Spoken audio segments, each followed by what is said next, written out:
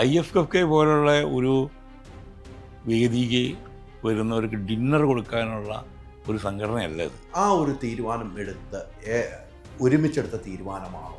അങ്ങനെ ഒരു 5 ലക്ഷം രൂപ ഇവിടെ എന്തിനൊക്കെ പൈസ ഇല്ലാതെ നഷ്ടം തിരിയുന്നു, ആ സമയത്ത് ഈ 5 ലക്ഷം എടുത്ത് ശരിയാണ്? അതിനോട് അങ്ങനെ തന്നെ നിലപാട് പുലർത്തുന്ന വേറെ ആൾക്കാർ കമ്മിറ്റിയിലുണ്ട്. ഇവർ ചെയ്യുന്ന പല എടുക്കുന്ന തീരുമാനങ്ങളും തെറ്റാണെന്ന്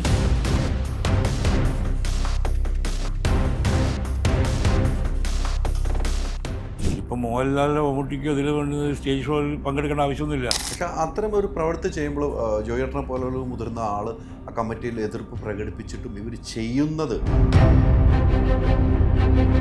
ഇപ്പം ഞാനതിൽ ക്ഷുഭിതനായി എതിർപ്പ് പ്രകടിപ്പിച്ച് രാജിവെച്ച് പോവുക എന്ന് പറയുന്നത് ശരിയല്ല. ഞാൻ ഈ കാര്യം പുറത്ത് മാധ്യമങ്ങളിൽ പറഞ്ഞിട്ടുണ്ട്. അത്തരം ഒരു രീതി ഒരു കമ്മിറ്റി കൂടി എടുക്കേണ്ട തീരുമാനമായിരുന്നു.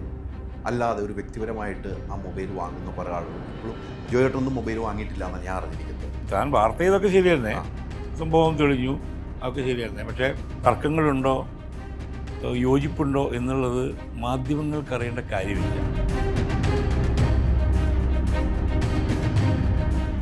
ഹോം അപ്ലയൻസ് വാങ്ങാൻ ഒരിടത്ത്, ക്രോക്കറി വാങ്ങാൻ വേറൊരിടത്ത്, ഗാഡ്ജറ്റ്സ് വാങ്ങാൻ വേറെ എവിടെയോ ഒരിടത്ത്. അതെ, എന്തിനിങ്ങനെ പലയിടത്ത് ഓടണം? മൈജി ഫ്യൂച്ചർ ഉണ്ടല്ലോ. മൊബൈൽ ഫോൺ മുതൽ ഹോം അപ്ലയൻസസ് വരെ എല്ലാം ഒരിടത്ത്, ഏറ്റവും കുറഞ്ഞ EMI. അങ്ങനെയാണെങ്കിൽ ഏറ്റവും കുറഞ്ഞ വില. ആഹാ, എന്നാ ഏറ്റവും കൂടുതൽ ഓഫറുകൾ. MyG future, experience the next. MyG ആണ് ഫ്യൂച്ചർ. അമ്മേലെ പരവയൊക്കെയാണ് അമ്മേലെ വെറുതെ കുഴപ്പമുണ്ടാക്കേണ്ട ചോദ്യങ്ങളായി. അല്ല, അമ്മയുടെ ഒരു പ്രവർത്തനം. അമ്മ വന്ന് ഇപ്പോൾ പുതിയ കമ്മിറ്റിയൊക്കെ വന്ന് വനിതകളാണ് ഭരണം. പക്ഷെ വനിതകൾ ഭരിക്കുമ്പോൾ നീതി കിട്ടാതെ പോകുന്നു എന്നൊക്കെ നമുക്ക് തോന്നി. ഈ അവളോടൊപ്പം എന്നൊരു ക്യാമ്പയിനിലൊന്നും ഭാഗമാകാതെ ചില ആളുകൾ മാറിയിരുന്നു. അന്ന് ജോയ് മാത്യു എനിക്കൊന്ന് ഇലക്ഷൻ കഴിഞ്ഞിട്ട് പറഞ്ഞൊരു വാക്കുകൾ, ഞാൻ അന്നും ഇന്നും അവളോടൊപ്പമാണ്. അങ്ങനെ ഒരു വിഷയങ്ങളൊന്നും അമ്മയ്ക്കുള്ളിൽ, ഞാൻ കുറേ വാർത്തകൾ ചെയ്ത വ്യക്തിയാണ്. എൻ്റെ വാർത്തകളൊന്നും തെറ്റായി എന്ന് ഞാൻ വിശ്വസിക്കുന്നില്ല. സത്യസന്ധമായ വാർത്തകൾ കൊടുത്തിട്ടുള്ളൂ എന്ന് വിശ്വസിക്കുന്നു. അമ്മയുടെ പ്രവർത്തനം എങ്ങനെ പോകുന്നു? അമ്മയുടെ പ്രവർത്തനം തെറ്റില്ലാതെ പോകുന്നു എന്ന് പറയാം. എനിക്കൊന്ന് കുറേ കൂടി ഡെമോക്രാറ്റിക്കായി പുതിയ ഭരണസമിതി വന്നപ്പോൾ. മുൻപത്തെ ഭരണസമിതിയിൽ ഡെമോക്രസി ഇല്ല എന്നല്ല, അതിന് പരിമിതി ഉണ്ടായിരുന്നു. പലരും പ്രവർത്തനോന്മുഖരായിരുന്നില്ല എന്ന് പറയുവാണെങ്കിൽ, മനസ്സിലായോ? എല്ലാവരും ഉണ്ട്, ഔദ്യോഗിക ഭാരവാഹി പലരും ഉണ്ടെങ്കിലും പലരെയും ഞാൻ തന്നെ കഴിഞ്ഞ കമ്മിറ്റിയിലുള്ള പലരെയും ഞാൻ കണ്ടിട്ടില്ല. അതൊക്കെ നടന്നു പോകും. ഉത്തരവാദിത്തപ്പെട്ട ചില ആൾക്കാർ പ്രധാന ജോലികൾ ഏറ്റെടുത്തങ്ങ് ചെയ്യുക, മനസ്സിലായില്ലേ? ഇപ്പോൾ തിരിച്ച് പുതിയ കമ്മിറ്റിയിലേക്ക് എനിക്ക് തോന്നുന്നത് ഡിസ്ട്രിബ്യൂഷൻ ഓഫ് പവർ വന്നിട്ടുണ്ട്. ഡീസെൻട്രലൈസേഷൻ അല്ലേ, പല കമ്മിറ്റികൾ. ആ കമ്മിറ്റികളുടെ കീഴിലാണ് പല കാര്യങ്ങൾ നടക്കുന്നത്. ഇതിനെ ഏകോപിപ്പിക്കുന്ന പ്രസിഡന്റ്, സെക്രട്ടറി തുടങ്ങിയ ട്രഷറർ തുടങ്ങിയ ആൾക്കാർ. ഇവർ ചെയ്യുന്ന പല എടുക്കുന്ന തീരുമാനങ്ങളും തെറ്റാണെന്ന് ഉള്ള അഭിപ്രായം നിരന്തരം വന്നുകൊണ്ടിരിക്കും. പക്ഷേ അത് തിരുത്താൻ അവർ തയ്യാറാണ്, തിരുത്താതിരിക്കുന്ന നിലപാടുകൾ എടുക്കാറുണ്ട്. എങ്കിലും എതിർ ശബ്ദങ്ങൾക്കൊരു സ്പേസ് ഉണ്ട്, അതാണ് ഏറ്റവും പ്രധാനം. ജനാധിപത്യത്തിൻ്റെ ഏറ്റവും വലിയ ഡ്രോബാക്ക് എന്താ? ഭൂരിപക്ഷം മണ്ടത്തരം പറയുകയാണെങ്കിലും ന്യൂനപക്ഷം അത് അംഗീകരിക്കേണ്ടി വരും, വേണ്ടേ? അതാണ് ജനാധിപത്യം. പക്ഷേ ഈ ന്യൂനപക്ഷത്തിന് എതിർപ്പ് പറയാനുള്ളൊരു സ്പേസ് കിട്ടുക എന്നുള്ളത് പ്രധാനമാണ്. കമ്മ്യൂണിസ്റ്റ് പാർട്ടികളിൽ ഇല്ലാത്ത അതാണ്. പിടിച്ച് പുറത്തേക്ക് ഇടും, അല്ലേ? ഇവിടെ പിടിച്ച് പുറത്തിടല്ല, ആ സ്പേസ്. അപ്പോൾ നമുക്കൊരു കാര്യത്തിൽ വിയോജിപ്പുണ്ടെങ്കിൽ കൈവന്തിക്കും, എനിക്ക് വിയോജിപ്പുണ്ട്, വോട്ടിടുമ്പോൾ പക്ഷേ നമ്മുടെ വിയോജിപ്പ് തള്ളിപ്പോവും. എങ്കിലും ആ ഒരു സ്പേസ് ഉണ്ട് അവിടെ. അത് ഈ ഒരു ഭരണസമിതിയുടെ നേട്ടമായിട്ടാണ് കാണുന്നത്. പിന്നെ മെമ്മറി കാർഡ് ഇഷ്യൂ ഒക്കെ അല്ലേ, അതിലെന്നെ കൊണ്ടുവന്ന സാധനങ്ങളല്ലേ. അതിലിപ്പോൾ ഞങ്ങളുടെ കമ്മിറ്റി കൂടി, എൻക്വയറി കമ്മിറ്റി 5-6 സിറ്റിംഗ് നടത്തി. അതിൽ പങ്കെടുത്ത എല്ലാ മീറ്റിങ്ങിലും വന്നു, എല്ലാവരെയും മൊഴിയെടുത്തു. അടുത്ത ECയിൽ ആ റിപ്പോർട്ട് അവതരിപ്പിക്കുന്ന രീതിയിലെത്തി. അപ്പോൾ ഓരോ കാര്യങ്ങളും, ഏറ്റെടുത്ത കാര്യങ്ങളും അത് വളരെ നന്നായിട്ട് ചെയ്യുന്നുണ്ട്. ഇപ്പോൾ ഏറ്റവും വലിയൊരു വാർത്ത ഞാൻ ചെയ്ത വാർത്തയാണ് ഈ തവണത്തെ ഫിലിം ഫെസ്റ്റിവലിന് താരസംഘടന അമ്മയിൽ നിന്ന് 5 ലക്ഷം നീക്കി വെച്ചിട്ട് അവിടെ ഒരു ഡിന്നർ നടത്തുന്ന കാര്യം. 25 വർഷം മുമ്പ് അങ്ങനെ നടന്നിട്ടുണ്ട്. 25 വർഷം മുമ്പ് അന്ന് ഷെയർ ഇട്ടാണ്, ഫെബ്കയും എല്ലാവരും കൂടിയാണ്. അതിനുശേഷം ഇന്നസെൻ്റ് ഏട്ടൻ വന്നപ്പോൾ അങ്ങനെ ഒരു ചാരിറ്റി ട്രസ്റ്റാണ്, നമുക്കങ്ങനെ ചെയ്യാൻ പാടില്ല എന്ന് പറഞ്ഞു. ഇത്തവണ അത് നടന്നിരിക്കുന്നു. അത് അംഗങ്ങളുടെ ഇടയിൽ ഭയങ്കര വിമർശനം ഉണ്ടായിട്ടുണ്ട്. എന്നെ പേഴ്സണലായിട്ട് വിളിച്ചോണ്ട് എൻ്റെ വാർത്ത കണ്ടിട്ട്. ആ ഒരു തീരുമാനം ഒരുമിച്ചെടുത്ത തീരുമാനമാണോ? അങ്ങനെ ഒരു 5 ലക്ഷം രൂപ ഇവിടെ എന്തിനൊക്കെ പൈസ ഇല്ലാതെ മറ്റം തിരിയുന്നുണ്ട്, ആ സമയത്ത് ഈ 5 ലക്ഷം എടുത്ത് ശരിയാണ്? തീർത്തും തെറ്റായ നടപടിയത്. ഞാൻ എതിരായിരുന്നു. ഞാൻ അന്നത്തെ ഈ എക്സിക്യൂട്ടീവ് കമ്മിറ്റി മീറ്റിങ്ങിൽ എനിക്ക് പങ്കെടുക്കാൻ പറ്റിയില്ല. അപ്പോൾ അവിടെ സന്നിഹിതരായവരുടെ ഭൂരിപക്ഷ അഭിപ്രായത്തിൽ അത് പാസ്സായി. പക്ഷെ അന്ന് തന്നെ ഞാൻ ഈ വിവരം അറിഞ്ഞ ഉടനെ തന്നെ ഞാൻ വോയിസ് മെസ്സേജ് ഇട്ടു. അല്ലാതെ തന്നെ പ്രസിഡൻറ്റിനെയും സെക്രട്ടറിയും വിളിച്ചിട്ട് എതിർപ്പ് പറഞ്ഞു, ഇത് ശരിയല്ല എന്ന് പറഞ്ഞു. ഇന്നും ഞാൻ പറയുന്നു. ഞാൻ മാത്രമല്ല, അതിനോട് അങ്ങനെ തന്നെ നിലപാട് പുലർത്തുന്ന വേറെ ആൾക്കാർ കമ്മിറ്റിയിലുണ്ട്. പക്ഷെ അതൊരു വലിയ മെജോറിറ്റി അല്ല. എങ്കിൽ പോലും ഈ 4, 5, 6 പേർക്ക്, ചിലപ്പോൾ അതിൽ കൂടുതൽ പേർക്ക് ജനറൽ ബോഡി, എനിക്ക് തോന്നുന്നു എക്സിക്യൂട്ടീവ് കമ്മിറ്റിക്ക് പുറമേയുള്ള പല അംഗങ്ങളും നേരിട്ടൊക്കെ നമ്മളെ വിളിച്ച് ഈ എതിർപ്പ് പറയുകയും ചെയ്തു. അപ്പോൾ ശക്തമായിട്ട് ആ എതിർപ്പ് എനിക്കിപ്പോഴും ഉണ്ട്. അത് ശരിയല്ല എന്നുള്ള അഭിപ്രായക്കാരനാണ്. കാരണം IFFK പോലുള്ള ഒരു വേദിക്ക് വരുന്നവർക്ക് ഡിന്നർ കൊടുക്കാനുള്ള ഒരു സംഘടനയല്ല ഇത്. ഇതൊരു ചാരിറ്റബിൾ ഓർഗനൈസേഷനാണ്. ഇതിലത്തെ അംഗങ്ങളുടെ അവരുടെ ബെനിഫിറ്റ്സാണ് നമ്മുടെ ലക്ഷ്യം. അവർക്ക് അവശത അനുഭവിക്കുന്ന ഒരുപാട് ആൾക്കാരുണ്ട്. അവർക്ക് പെൻഷൻ കൊടുക്കുന്നു, മെഡിസിൻ കൊടുക്കുന്നു രോഗികളായ ആൾക്കാർക്ക്. ഇനി ആശുപത്രിയിൽ പ്രവേശിപ്പിക്കേണ്ടവർ പ്രവേശിപ്പിക്കുന്നു, അവർക്ക് അതിനുള്ള സൗകര്യങ്ങൾ കൊടുക്കുന്നു, ഇൻഷുറൻസ് എടുത്ത് കൊടുക്കുന്നു. ഇങ്ങനെ നിരവധി വീടില്ലാത്ത ആൾക്കാർക്ക് വീടുണ്ടാക്കാൻ സഹായം ചെയ്യുന്നു. അത് ചെയ്യേണ്ടത് ചാരിറ്റബിൾ ഓർഗനൈസേഷനാണ്. ഈ ഡിന്നർ കൊടുത്തതിലൂടെ നമുക്ക് ഒന്നും ഗെയിൻ ചെയ്യാൻ പറ്റുന്നില്ല. അപ്പോൾ നമ്മൾ ഡിന്നർ കൊടുക്കാം. നമ്മളിപ്പോൾ 5 ലക്ഷത്തിന് ഡിന്നർ കൊടുത്തിട്ട് 50 ലക്ഷം അവിടെ നിന്ന് ലഭിക്കുകയാണെങ്കിൽ അതിപ്പോഴും വേണമെങ്കിൽ എനിക്ക് തോന്നുന്നത് കേരള ഗവൺമെൻറ് ചെയ്യും തോന്നുന്നു. ഈ 5 ലക്ഷം കിട്ടിയ സ്ഥിതിക്ക് ചലച്ചിത്ര അക്കാദമി നമ്മളെ വിളിച്ചിട്ട് അല്ലേ നിങ്ങളുടെ ഫണ്ടിലേക്ക് ഇതാ ഒരു 10 ലക്ഷം ഞങ്ങളെ വകാന്ന് പറഞ്ഞാൽ ഞാൻ എൻ്റെ എതിർപ്പ് പിൻവലിക്കും. അത് നടക്കില്ല. അതാണ്. അപ്പോൾ ഇത് ഒരു ആവശ്യമില്ലാത്ത ഇടപാടായിപ്പോയി. ഒന്നും വേണ്ട. അവിടെ ഒരു ഡെലിഗേറ്റ്സിന് കുടിക്കാൻ വെള്ളം ഫ്രീ കൊടുത്താൽ പോലും ഞാൻ തെറ്റെന്ന് പറയില്ല. ഒരുപാട് കുപ്പിത്തിൽ വെള്ളമല്ലേ വാട്ടർ. അവിടെ ഡെലിഗേറ്റ്സ് സിനിമ കാണാൻ വരുന്നവർക്ക് നിങ്ങളൊരു കുപ്പിയിൽ വെള്ളം കൊടുത്തോ, അതുപോലും ചാരിറ്റി ആയിട്ട് കണ്ടാൽ മതി. അതെ അതെ അതെ. ഈ ഡിന്നർ കൊടുക്കുന്ന ആർക്കോ ആണ്. അതുകൊണ്ട് ഒരു മെച്ചം കിട്ടുന്നില്ല. പട്ടിണി പാവങ്ങൾക്ക് കൊടുക്കുകയാണെങ്കിൽ മനസ്സിലാക്കുക. മുത്തങ്ങയിൽ പോയി നല്ല പ്രവൃത്തിയായിട്ട് നമ്മൾ കാണുന്നുണ്ട്. അതെ, മുത്തങ്ങയിൽ സ്കൂൾ കുട്ടികളുമായിട്ട് പോയി. ഡിന്നർ എന്നാണ് പറയുന്നത്, ഉച്ചയൂണല്ല. അതെ അതെ അതെ, വ്യത്യാസമുണ്ട് രണ്ടും. പക്ഷെ അത്തരം ഒരു പ്രവൃത്തി ചെയ്യുമ്പോൾ ജോയേട്ടനെ പോലുള്ള മുതിർന്ന ആൾ ആ കമ്മിറ്റിയിൽ എതിർപ്പ് പ്രകടിപ്പിച്ചിട്ടും ഇവർ ചെയ്യുന്നത് അതിനോട് എങ്ങനെ യോജിക്കാൻ പറ്റും മറ്റംഗങ്ങൾക്കെന്നുള്ളതാണ്. അല്ല, അതിനോട് യോജിക്കുക എന്ന് പറയുന്നത് അവരുടെ ഒരു നിലപാടിൻ്റെ ഒരു ഇതാണ്. അത് ഇങ്ങനെയുള്ള ആൾക്കാർ പറയുമ്പോൾ കേൾക്കണോ വേണ്ടതെന്ന് അവർ തീരുമാനിക്കേണ്ടതാണ്. ഇപ്പം ഞാനതിൽ ക്ഷുഭിതനായി എതിർപ്പ് പ്രകടിപ്പിച്ച് രാജിവെച്ച് പോവുക എന്ന് പറയുന്നത് ശരിയല്ല. കാരണം എന്നെ തിരഞ്ഞെടുത്ത അംഗങ്ങളോട് ഞാൻ കാണിക്കുന്നൊരു വഞ്ചനയാണ്. ഇങ്ങനത്തെ വിമത ശബ്ദങ്ങൾ ഉള്ളവർ ഓരോരുത്തരും രാജിവെച്ച് പോയി കഴിഞ്ഞാൽ പിന്നെ വിമത ശബ്ദങ്ങളെ ഉണ്ടാവില്ലല്ലോ.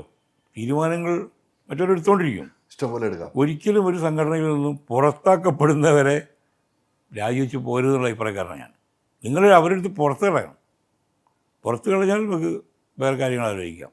അല്ലാത്ത കാലത്തോളം ഞാൻ ഈ കാര്യം പുറത്ത് മാധ്യമങ്ങളിൽ പറഞ്ഞിട്ടുണ്ട് ഈ വിഷയങ്ങൾ. പിന്നെ അതെൻ്റെ റൈറ്റല്ലേ, എൻ്റെ അവകാശമല്ലേ, എൻ്റെ സ്വാതന്ത്ര്യമാണത്. എൻ്റെ മനസ്സിലുള്ള കാര്യങ്ങൾ അയ്യോ സംഘടനയെ പറ്റി ഞാൻ ഒന്നും പറയില്ല. ഞാൻ അങ്ങനത്തെ ഒരു ലൈനല്ല നമ്മളത്. സംഘടനയെ തകർക്കുന്നതൊന്നും ചെയ്യാതിരിക്കുക എന്നുള്ളതാണ്. അതെ അതെ, സംഘടനയ്ക്ക് ഗുണമുള്ള കാര്യങ്ങൾ ചെയ്യുക, പക്ഷേ സംഘടന തകർക്കുന്ന നിലയിലേക്ക് വന്നാൽ അത് ആളുകളെ അറിയിക്കുക. അതെ, അത് ആളെ അറിയിക്കണം, മാധ്യമങ്ങൾ അറിയണം. അതൊരു ബാധ്യസ്ഥനാണ് താങ്കളും. പിന്നെ നമ്മളെപ്പോലെ മാധ്യമങ്ങളും ഒരു ബാധ്യസ്ഥനാണ്. അതിപ്പോൾ എനിക്ക് 506 മെമ്പേഴ്സിനോടും നമ്മളെ സംഘടനകൾ 506 മെമ്പേഴ്സിനോടും എൻ്റെ നിലപാട് ഇതായിരുന്നു എന്ന് പറയാൻ പറ്റില്ല. ഇല്ല ഇല്ല, അവിടെയാണ് നിങ്ങളെപ്പോലത്തെ മാധ്യമത്തിൽ ചോദിക്കുമ്പോൾ ഞാൻ പറയുന്നത്. അവരിതൊക്കെ കാണുന്നുണ്ട്. അതെ, ഇപ്പോൾ ഇതിൽ പല സീനിയേഴ്സ് മെമ്പേഴ്സ് തന്നെ വിളിച്ച് ചോദിച്ചിരുന്നു, എന്താ നിങ്ങൾ കാണിക്കുന്നത്? ഈ ഫണ്ട് നമ്മളെ സീനിയർ നടന്മാർ മറ്റെല്ലാ നടീനടന്മാരും എല്ലാ അംഗങ്ങളും ചേർന്ന് അവർ കൈമൈ മറന്ന് അധ്വാനിച്ച് അവരുടെ വിലയേറിയ സമയം മാറ്റിവെച്ച് ഒരേ പ്രോഗ്രാമിന് കുറേ സ്റ്റേജ് ഷോ ചെയ്ത് വിദേശയാത്ര നടത്തി സ്റ്റേജ് ഷോ നടത്തി പ്രതിഫലം പറ്റാതെ ചെയ്ത് അവർ സ്വരൂപിച്ച പണമാണിത് അല്ലേ? അതെ അതെ. ഇതിലിപ്പോൾ മോഹൻലാലിനോ മമ്മൂട്ടിക്കോ ഇതിൽ വേണ്ടി സ്റ്റേജ് ഷോയിൽ പങ്കെടുക്കേണ്ട ആവശ്യമൊന്നുമില്ല. അവർക്ക് അല്ലാതെ ഇഷ്ടം പോലെ പണിയുണ്ട്. അതെ അതെ. അപ്പോൾ അവരെ പോലത്തെ ആൾക്കാരൊക്കെ നമ്മൾ വന്നിട്ട് ഇങ്ങനെ ഉണ്ടാക്കിയൊരു പണം ഇങ്ങനെ ചിലവഴിക്കുന്നത് ശരിയല്ല എന്ന് തന്നെയാണ് എൻ്റെ അഭിപ്രായം. ആ നിലപാടിൽ തന്നെ നിൽക്കുകയാണ്. ആ നിലപാട് വേണ്ടി വന്നാൽ പറയേണ്ട സാഹചര്യത്തിൽ പറയൂ. അതിപ്പോൾ ഞാൻ വന്നപ്പോൾ പിന്നെ അത് പറയും, അതിൽ ഒന്നുമില്ല, അതിൽ മാറ്റങ്ങളൊന്നുമില്ല അല്ലേ? ഒരു മാറ്റമില്ലല്ലോ. ഈ ഇപ്പം കുടുംബസംഗമം നടത്താൻ ഒരുങ്ങിയിരുന്നു. ഞാൻ അറിഞ്ഞ കാര്യങ്ങളും കൂടെ ഞാൻ പറയാം. കുടുംബസംഗമം നടത്താൻ ഒരുങ്ങിയിരുന്നു. അതിൽ തന്നെ കമ്മിറ്റിക്കുള്ളിൽ പിന്നെ അഭിപ്രായം വന്നിരുന്നു എന്ന് ഞാൻ അറിഞ്ഞു. 26-ാം തീയതി നടത്താൻ വേണ്ടി ഡേറ്റ് വരെ കരസ്ഥമാക്കി വെച്ച് വേണ്ടാന്ന് വെച്ചു. ഇപ്പോൾ പറയുന്നത് ശ്രീൻ ചേട്ടൻ്റെ മരണമാണെന്ന് കാരണം പറയുന്നുമുണ്ട്. ആര് പറഞ്ഞു? എങ്ങനെ ആര് പറഞ്ഞു? നോട്ടീസ് ഇറങ്ങിയല്ലോ ആണല്ലേ? അംഗങ്ങൾക്ക് എനിക്ക് കിട്ടിയിട്ടുണ്ടോ? അംഗങ്ങൾക്ക് അയച്ച സാധനം എനിക്ക് കിട്ടിയിട്ടുണ്ട്. എനിക്കല്ല കിട്ടിയ അംഗങ്ങൾക്ക് അയച്ച സാധനം എനിക്ക് കിട്ടിയിട്ടുണ്ട്. അപ്പോൾ ചോദിക്കുമ്പോൾ എനിക്ക് എങ്ങനെ കിട്ടുന്നു ചോദിക്കും. ഞാൻ എന്ത് ചെയ്യാൻ, എനിക്ക് കിട്ടുന്നു. അംഗങ്ങൾക്ക് അയച്ചതിൽ കൃത്യമായിട്ട് പണ്ട് കുടുംബസംഗമം നടത്തുന്നുണ്ട് നമ്മൾ. പക്ഷേ ഡേറ്റും ഫിക്സ് ചെയ്തു 12-ാം തീയതി, ഫെബ്രുവരി 12-ാം തീയതി ഡേറ്റും ഫിക്സ് ചെയ്തിട്ടു. അതിലെന്താണ് വാസ്തവം നടന്നിരിക്കുന്നത് പറയാൻ പറ്റുന്നതാണ്. ഇതാണ് അമ്മയുടെ ലെറ്റർ ഹെഡിലുള്ള ലെറ്റർ. അല്ല, അത് വാസ്തവമാണ്. ഇപ്പോൾ ശ്രീനേട്ടൻ്റെ മരണം കഴിഞ്ഞിട്ട് നമ്മൾ ജനുവരി 26 എന്ന് പറയുമ്പോൾ 41 എന്നുള്ള ചടങ്ങ് നടക്കുന്ന ദിവസമാണ്.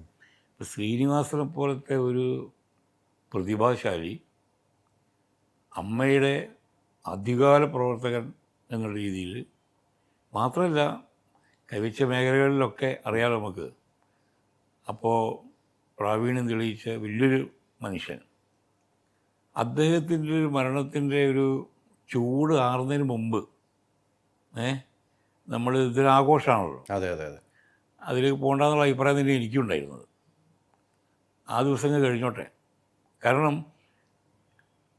മറ്റ് പല കലാകാരന്മാരും ഇതേപോലെ മരിക്കുന്നുണ്ട്, ഇല്ലാതെ ഞാൻ പറയുന്നില്ല, മരിക്കുന്നുണ്ട്. പല പരിപാടികളും നമ്മൾ കഴിഞ്ഞാൽ നടത്തുന്നുണ്ട്. അതുപോലെയല്ല എന്ന് എനിക്ക് തോന്നിയിട്ടുണ്ട്. ശ്രീനിവാസൻ്റെ മരണം എന്നുള്ളത്, വേർപാട് എന്നുള്ളത്, മരണം എന്നല്ല, വേർപാട് എന്നുള്ളത് വലിയൊരു വേർപാടാണ്. കുറേ കാലത്തേക്ക് മലയാളിക്ക് ആ വേർപാട് താങ്ങാൻ പറ്റില്ല. മനസ്സിലായില്ലേ? മലയാളിയുടെ കേരളീയ ജീവിതത്തിൽ ഇങ്ങനൊരു സിനിമക്കാരൻ രേഖപ്പെടുത്തപ്പെട്ടിട്ടില്ല. നിങ്ങൾക്ക് വലിയ വലിയ പ്രതിഭകളൊക്കെ ഉണ്ടായിരിക്കാം, നാഷണൽ അവാർഡ്, ഇൻ്റർനാഷണൽ അവാർഡ് കിട്ടിയ ആൾക്കാരൊക്കെ ഉണ്ടായിരിക്കാം.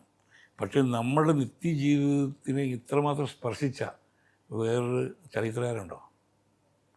അപ്പോൾ അത് പേഴ്സണലി എനിക്ക് തന്നെ ദിവസവും ഉറങ്ങിണീക്കുമ്പോഴും ഉറങ്ങുന്നവരെയും ശ്രീനേട്ടൻ ഇങ്ങനെ കടന്നു പോവുക. അപ്പോൾ ഞാനൊക്കെ പറഞ്ഞു, അത് ആ സമയം കഴിഞ്ഞിട്ട് മതി നമുക്കിത് പരിപാടി. അങ്ങനെയാണ് അതിൻ്റെ ഒരു തീരുമാനം എടുത്തിരിക്കുന്നത്. അതോടൊപ്പം തന്നെ ഒരു കാര്യം കൂടെ അമ്മയുടെ കാര്യം ചോദിച്ചത്, മൊബൈൽ വിവാദം ഞാൻ ചെയ്ത വാർത്തയാണ്. അമ്മയിൽ മൊബൈൽ 17 അംഗങ്ങൾക്ക് മൊബൈൽ ലാപ്ടോപ്പുകൾ, ഇത് ഞാൻ ചെയ്ത വാർത്ത അന്ന് എതിർത്തെങ്കിലും ആ വാർത്ത പിന്നെ സത്യസന്ധമായി എന്ന് തെളിയിക്കപ്പെട്ടിട്ടുണ്ട്. അത്തരം ഒരു രീതി ഒരു കമ്മിറ്റി കൂടി എടുക്കേണ്ട തീരുമാനമായിരുന്നുള്ളൂ. അല്ലാതെ ഒരു വ്യക്തിപരമായിട്ട് ആ മൊബൈൽ വാങ്ങുന്ന കുറേ ആളുകൾ ഇപ്പോഴും ജോയേട്ടൊന്നും മൊബൈൽ വാങ്ങിയിട്ടില്ല എന്നാണ് ഞാൻ അറിഞ്ഞിരിക്കുന്നത്.